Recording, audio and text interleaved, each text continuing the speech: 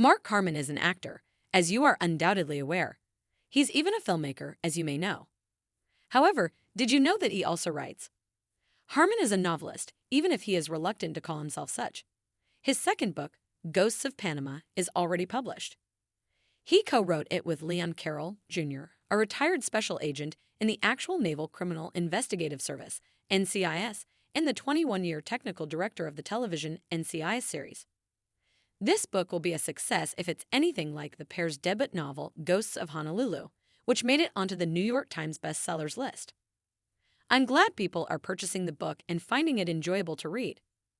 That someone else finds this interesting is the satisfaction. Harmon, 73, adds, I like my partnership with Leon, and we're having a good time doing this.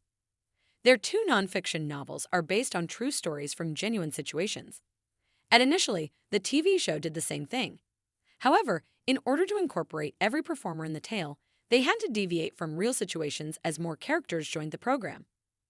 A case from World War II was the subject of their debut book, which necessitated extensive investigation. However, in this new one, they spoke with former employees of the Naval Investigative Service / Naval Criminal Investigative Services, NCIS/NCIS.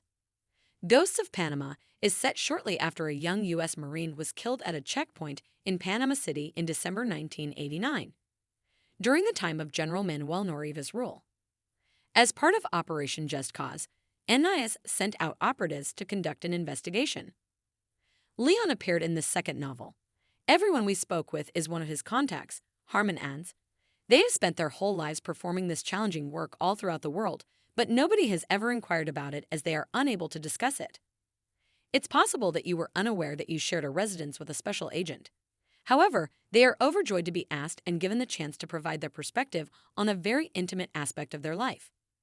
It doesn't follow that Harmon has abandoned acting because he is writing books. In the recent television series, NCIS Origins, he has been the narrator. Harmon was working as a shoe salesman after graduating from UCLA with a degree in communications. Icon Ozzie Nelson's daughter-in-law was his late sister Kristen, who had wed Ricky Nelson. It wasn't Chris who introduced Mark to him. Ozzie was a long-distance swimmer, according to Harmon, who had worked as a lifeguard at Laguna Beach. I found out that he wasn't in trouble when he would swim by my beach late in the day. Harmon remembers, he would return from his swim, sit beneath my tower, and we would converse. Nelson contacted Harmon one day and added, I have a walk-on position on the program. It was Ozzie's Girls, a one-season spin-off of the adventures of Ozzie and Harriet. This gentleman just called in ill when he was scheduled to do it. Would you please come and do it? Harmon laughs and exclaims, he meant like right now. He would get non-union pay, which in 1973 was just over $300. I would have done pretty much anything for $300, Harmon claims. Ozzie dressed me in a complete gorilla outfit when I drove to the studio. I knocked on the door at the very end of the show, and one of Ozzie's girls opened it, Harmon continues. Hello, I'm Harry King Kong, I said. In which direction is the Empire State Building located? You never saw me, not even my face. She slammed the door in my face, and that was the end of the evening. That was my first acting part, but that was all I did. Harmon found it fascinating to go on the set and see Nelson work all day with a group of writers, grips, producers, directors, and actors.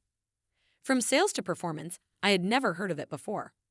I simply enjoyed it, and I had never seen anything like it, he adds. I went home and informed my parents that I had made the decision to attempt my hand at acting. Both of them shook their heads somewhat.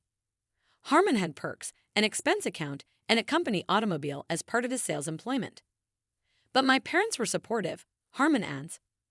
The next day, I drove up to the office, handed my notice, and enrolled in an acting class. That's what I did.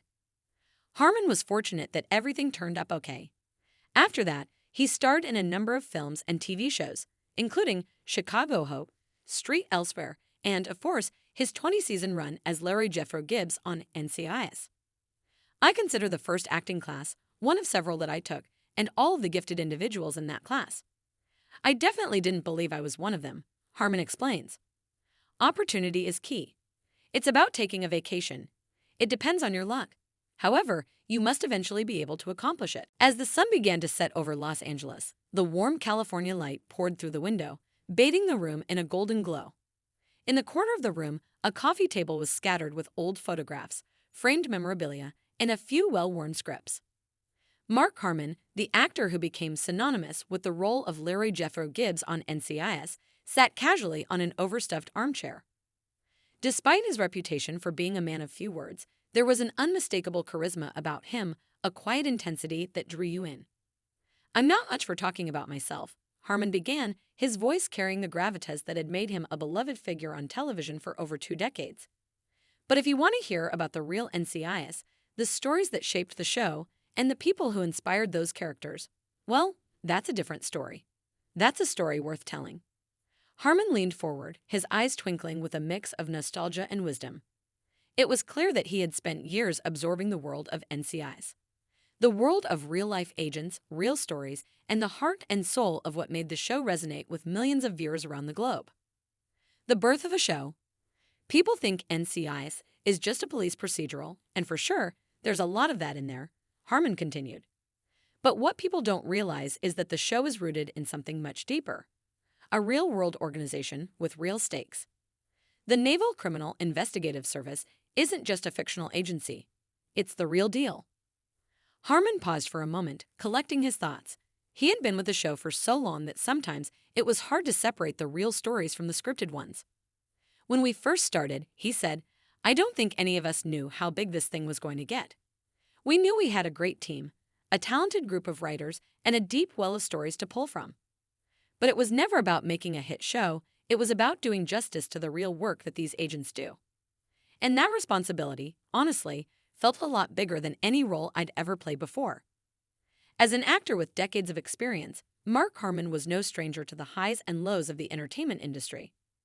From his early days on shows like Street Elsewhere to his iconic role in Chicago Hope, Harmon had built a solid career. But when he was approached to play Larry Jethro Gibbs, he found himself stepping into a much more complex role. "I remember getting a call from my agent," he said, leaning back in his chair. "They told me there was this show about a group of investigators working within the military. The show's creator, Donald P. Belisario, wanted me to play Gibbs. They told me Gibbs was tough but fair, a man of few words, someone who doesn't put up with nonsense. It sounded like a fun role. But there was one catch. They wanted me to meet with a few real NCIS agents. Now, I'm not gonna lie," Harmon chuckled. "I didn't know much about NCIS back then. I mean, I knew about the Navy, of course, and I had a general understanding of military law enforcement, but I didn't realize just how specialized this division was. Real NCIS agents, the true inspiration." Harmon's first meeting with the real-life NCIS agents was a turning point. "I sat down with a few of these folks, and I'll tell you, they were nothing like I'd expected. I thought they'd be all business, all stoic, all seriousness. But what I found were people who were passionate about their jobs, yes, but also full of stories. Stories about their cases, about their teams, and about what it really meant to protect the men and women who served in the Navy and Marine Corps." He paused, a thoughtful look crossing his face. "I learned that there was no room for ego in their line of work. It wasn't about getting the glory, it was about getting the job done. And when you're dealing with military personnel, you learn quickly that there's a code, respect, loyalty, honor, that guides everything you do." Harmon could see how this code of conduct had informed his portrayal of Gibbs. The character's stoicism, his no-nonsense approach, and his unshakable moral compass were all rooted in something real. And as he spent more time with the agents, he began to understand the complexities of their work. "These agents," Harmon continued, "they deal with everything from fraud and drug smuggling to murder investigations. But it's not just about solving crimes, it's about protecting the people who serve in the military. There's a different kind of pressure when you're tasked with solving a case involving someone's brother, sister, or spouse. It's personal. The Gibbs Code, lessons in leadership. It wasn't just the cases that inspired Harmon, it was the leadership qualities of the real-life NCIS agents that shaped his portrayal of Gibbs.